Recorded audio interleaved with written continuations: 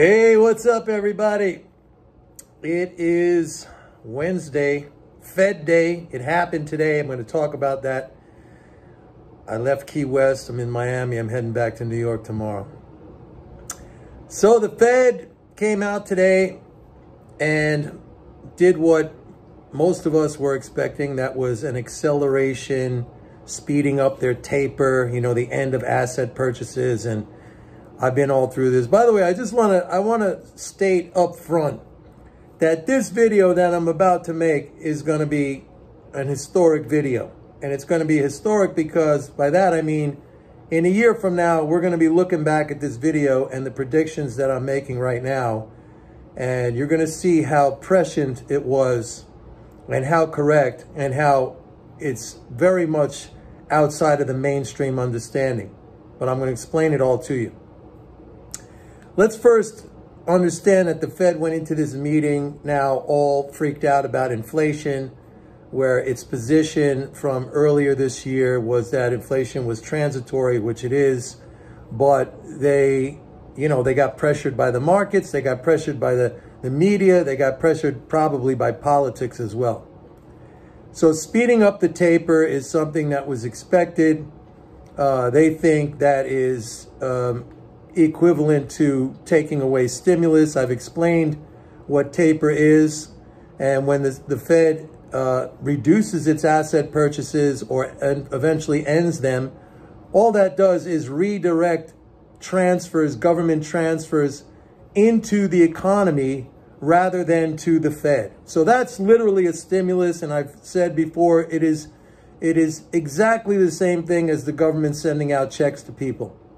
So where everybody was up in arms and outraged at the government sending out checks because it was going to create inflation, a taper is exactly the same thing, all right? It redirects those transfers from the Fed, government to the Fed, now government to the economy. So that's not taking away any stimulus. But more importantly, they announced 6 interest rate increases over the next year and a half, 2 years. 2022, there's going to be 3. And 2023, there's going to be 3 more. Now, this to me is just like hilarious. And because if the goal here is to squash inflation, interest rate hikes are essentially price setting higher. I've been through this so many times. Rate hikes are price setting because the cost of credit is reflected in the cost of all goods and services.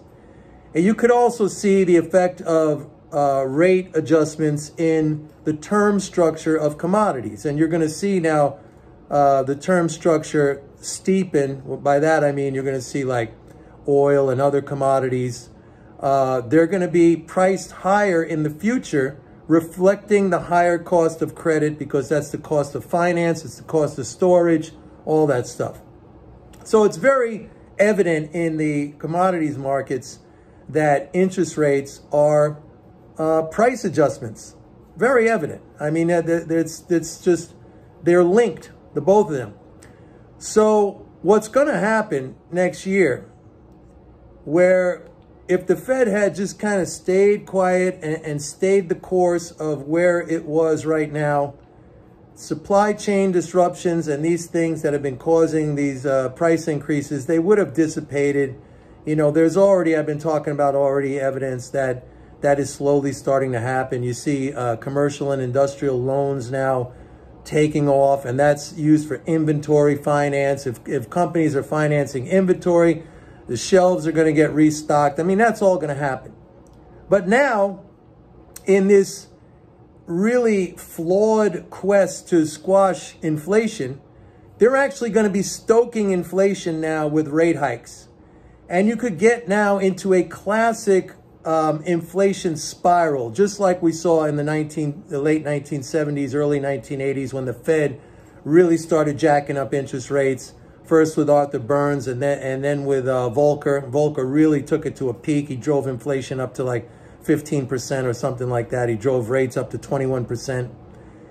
And the thing is, as this happens and as inflation starts to spiral higher, what's the Fed's reaction? It's going to be the same reaction as you saw right now with the pressure that it received from the media and the talking heads and the freaking politicians. It's going to hike rates even more. And that's going to create this spiral. Let me just say, there's a lot of money to be made. I talked about in a prior video last week how gold, I believe gold is going to have a major run in 2022 and 2023 now because of these rate hikes. And I'm not a gold bug, and I'm not one of these people who believe gold is money, but it does respond to these cycles. And when inflation is being driven, and it hasn't been driven by QE, quantitative easing, and asset purchases. No, and low interest rates have actually kept inflation from being worse. But now we're going to see a pickup. It's going to be driven by these policies. And the funny thing is, nobody's going to understand. They're all going to be sitting around scratching their heads, and then they're going to be saying, you see, the Fed should have acted sooner. That's why it's going up. The Fed should have acted sooner. They should have acted more aggressively. When in fact, it's going to be their own actions that will drive the price spiral higher.